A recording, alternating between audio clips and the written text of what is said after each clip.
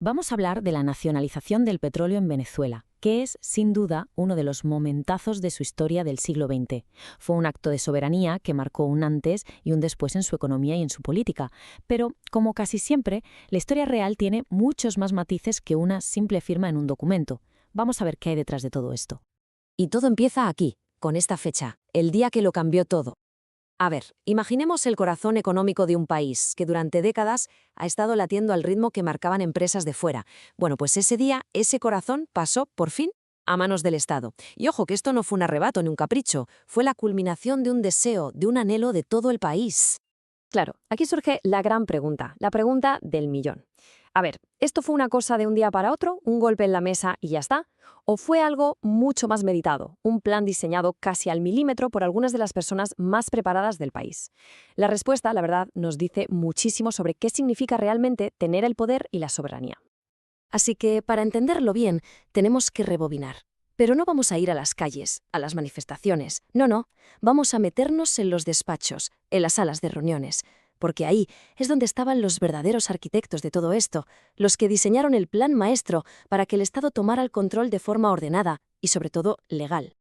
Y esta es la pieza clave, el corazón de toda la operación, la Comisión Presidencial de Reversión. Pero que no nos engañe el nombre, ¿eh? Esto no era un comité más. Era el cerebro, el centro de operaciones. Su objetivo era muy claro. Vamos a recuperar el control de nuestro petróleo y lo vamos a hacer antes de que se acaben los contratos allá por los años 80. Pero fíjense, lo más interesante de todo esto es quién formaba esta comisión. Eran 35 personas, pero no era para nada un grupo de un solo partido. Al contrario, la idea era que todo el país estuviera representado. Había de todo. Políticos del gobierno, de la oposición, economistas, militares, banqueros, sindicalistas. ¿Por qué? Pues para blindarlo, para que no fuera el proyecto de un gobierno, sino una política de Estado. Y el trabajo que hicieron fue brutal. En muy pocos meses sacaron un plan detalladísimo, o sea, era literalmente un manual de instrucciones sobre cómo nacionalizar toda una industria. Se miró absolutamente todo, ¿eh? Desde por qué era legal hacerlo hasta qué pasaría con los trabajadores, cómo se iba a financiar, qué nuevas empresas se crearían. De verdad, aquí no se improvisó nada. Fue una operación casi quirúrgica.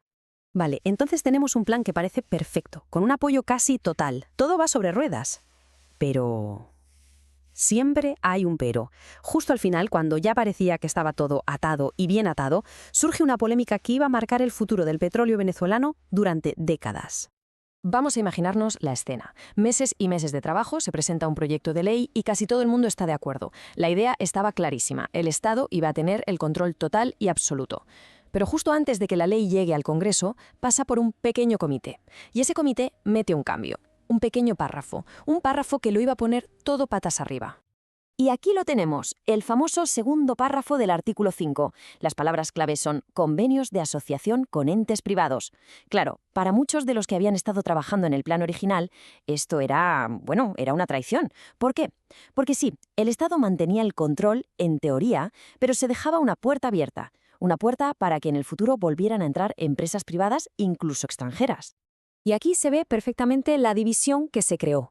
Pasamos de un ideal de soberanía económica total a una realidad, pues, mucho más pragmática, por así decirlo.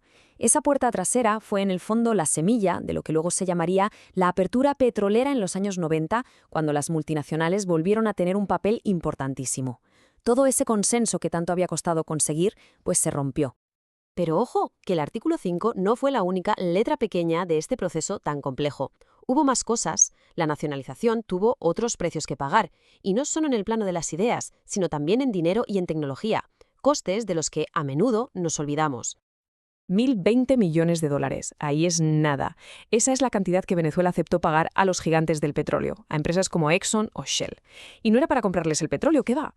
Era una indemnización por sus instalaciones, por sus activos. Unos activos que por ley ya iban a volver a ser del Estado en unos años. Y claro, el debate en la calle estaba servido.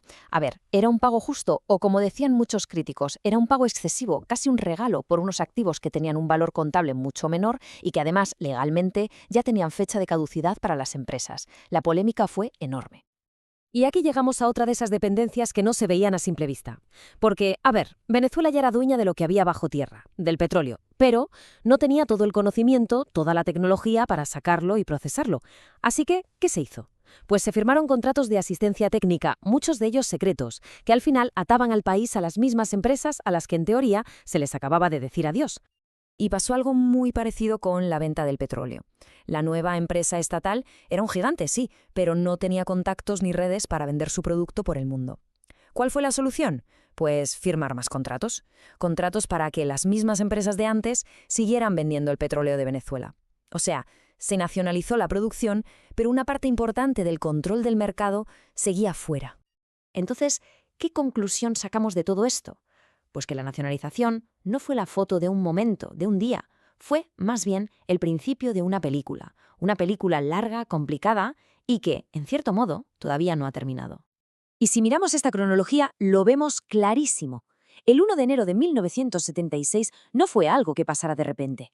Fue la última pieza de un puzzle que se había ido montando durante décadas. Cada ley, cada paso, desde aquella ley de hidrocarburos del 43 hasta la ley de reversión del 71, que fue clave, todo iba en la misma dirección. Se estaba preparando el terreno. Hay una frase de Álvaro Silva Calderón, que fue uno de los protagonistas de todo esto, que lo resume a la perfección.